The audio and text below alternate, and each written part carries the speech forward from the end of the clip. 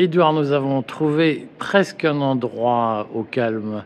On en a marre de se faire engueuler parce que nos vidéos ont toujours un son à chier. Et nous sommes quand même dans Paris. Je fais une petite incursion. Vous voyez, Paris, c'est ça aussi. C'est pas toujours le béton et la minéralité comme on dit aujourd'hui. Édouard, quel est le point de l'actualité en Ukraine? Alors, on est à un moment important parce qu'il y a une partie des élites anglo-américaines, à Londres, à Washington, qui se demandent combien de temps encore il va falloir soutenir l'Ukraine. Je donne deux exemples. Il y avait, il y a 3 jours, dans Bloomberg, un article écrit par un historien britannique, Niall Ferguson, qui fait vraiment partie de l'establishment, et qui revient désenchanté de Kiev en disant je n'ai pas trouvé l'esprit de combat, l'idée que on va gagner la guerre, au contraire tout le monde est désespéré. Et puis il y a d'autre part tout ce qu'on a pu suivre sur finalement les mésaventures de Zelensky, qui par exemple a été très déçu par l'attitude du Congrès qui lui demande des comptes, qui lui demande de rendre compte de l'argent qui a déjà été versé et de savoir comment il a été utilisé. Alors on a ça d'un côté, et puis de l'autre on a nos amis les néoconservateurs qui eux continuent absolument à dire aux Ukrainiens il ne faut pas lâcher, il faut essayer de couper en deux l'Ukraine du Sud conquise par la Russie. Donc on en est là et personne ne sait exactement comment ça va tourner. D'autant plus que les Russes prennent un malin plaisir ces derniers temps à souligner quand ils ont fait prisonnier ou quand ils ont eu l'occasion d'éliminer des soldats qui ne sont pas de nationalité ukrainienne et qui sont des Américains, des Allemands. Donc pour bien mettre en valeur le fait que la guerre aujourd'hui, elle est largement menée par l'OTAN, autant que par l'Ukraine. Alors, il y a de ce point de vue des vidéos, des affirmations, des accusations sur le fait que ce sont des soldats allemands qui étaient dans les chars Léopard et qui intervenaient directement dans la guerre contre la Russie. Alors, il y a une histoire effectivement qui a beaucoup circulé sur les réseaux sociaux d'un char Léopard 2 qui a été détruit par les Russes et dont le conducteur, lorsqu'on l'a sorti dans demi-conscient, semi-conscient, parlait allemand. Alors bon, il faut faire la part des choses. Ces histoires sont à vérifier, mais évidemment, leur impact est énorme dans le contexte actuel. On a aussi le fait que tout le monde est maintenant convaincu que lorsque les Ukrainiens font une frappe sur la Crimée ou à l'intérieur du territoire russe, eh bien effectivement, ça ne peut pas se faire sans une aide très poussée des services américains ou britanniques, de tous les satellites aussi qui permettent de calculer les coordonnées pour les tirs. Donc il y a un moment où la question va se poser pour l'OTAN de savoir si on peut se permettre d'apparaître ouvertement avec le risque d'escalade. Après tout, les Russes peuvent le prendre mal et à partir de là, le débat est engagé, d'autant plus qu'il y a la présidentielle américaine dans un peu plus d'un an. Et les démocrates ne sont pas en très bon état politique, sans compter Joe Biden, dont tout le monde se demande s'il pourra être candidat pour des raisons de santé. Or, il est bien évident que ce soit Trump ou un autre candidat, les républicains vont dire la guerre en Ukraine était une grosse erreur, nous avons l'intention d'y mettre fin. Alors il y a quand même l'info qui a dominé l'actualité sur ce sujet, c'est le fait que la Pologne se mette à menacer de sanctions économiques, ou en tout cas à entamer une forme de guerre économique avec l'Ukraine autour des livraisons de blé. Qu'est-ce que tu peux nous dire là-dessus? On est entré dans le principe de réalité. On a d'une part le gouvernement polonais qui est en campagne pour sa réélection, et qui certainement dans les sondages voit qu'un soutien inconditionnel à l'Ukraine lui ferait du mal. On a d'autre part un problème qui se pose pour l'ensemble des pays d'Europe, c'est que vu la productivité des terres ukrainiennes, il faut se rappeler que ce sont les plus fertiles, d'Europe, eh bien imaginons pour les paysans français, allemands, polonais, ce que signifie l'irruption du blé ukrainien sur les marchés. Et c'est d'autant plus sensible que le fameux accord sur le grain que la Turquie avait négocié entre la Russie et l'Ukraine, on sait qui permettait l'écoulement du grain ukrainien malgré la guerre, on sait que l'Ukraine a largement vendu ce grain dans l'Union européenne.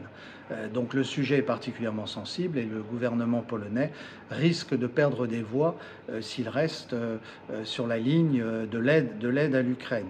Là-dessus viennent bien entendu aussi s'ajouter des rivalités qui sont liées à l'histoire de la Deuxième Guerre mondiale. Il faut se rappeler que les milices ukrainiennes ont massacré des Polonais qui vivaient sur le territoire ukrainien en Volhynie pendant la Deuxième Guerre mondiale. Et il y a un épisode qui a mis le feu aux poudres, c'est qu'il y a quelques jours, au Parlement canadien, les parlementaires ont fait une ovation debout, une standing ovation, comme disent les anglo-saxons, à un Ukrainien qui était un ancien de la division SS Galicie. Et effectivement, ça fait très mauvais genre dans les discussions actuelles entre Ukrainiens et Polonais.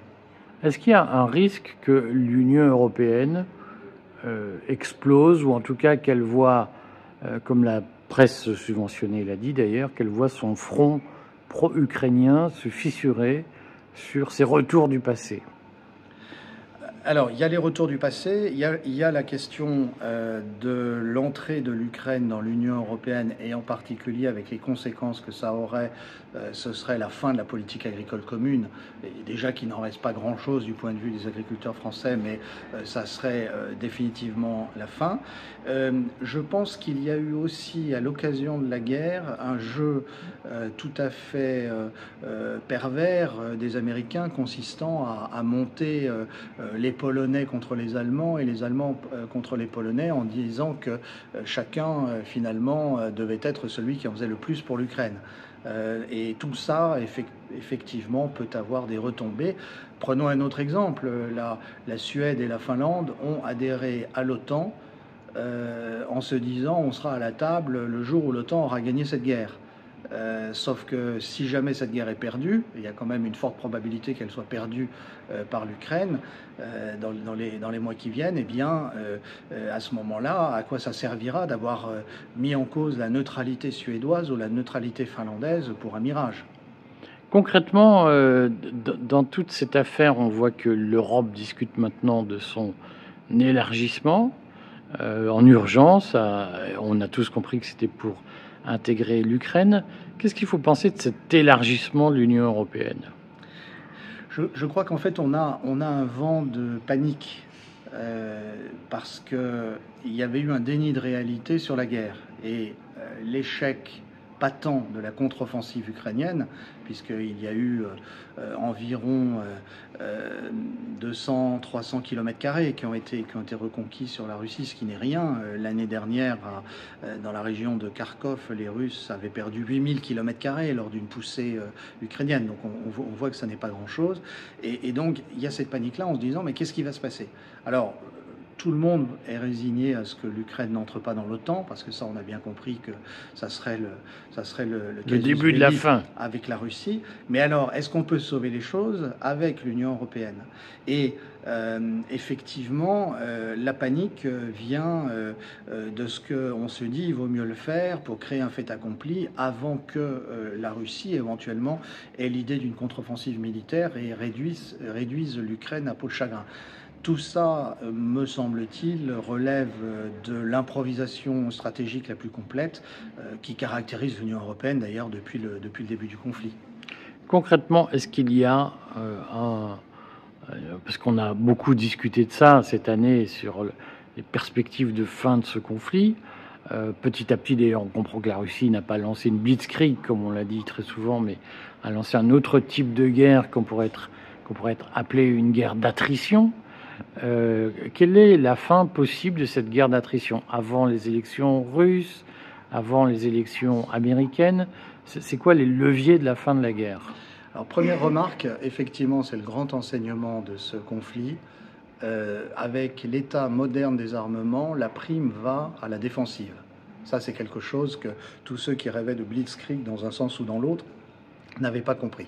Deuxième sujet, Je ne vois pas l'intérêt qu'aurait Poutine à faire cesser la guerre avant les élections. Bon, bien sûr, il y a une victoire. Avant les élections russes. Voilà, qui sont en mars. Hein, mars 2024. Mars 2024. Parce que le président qui défend la Russie a au contraire toutes les chances d'être brillamment réélu.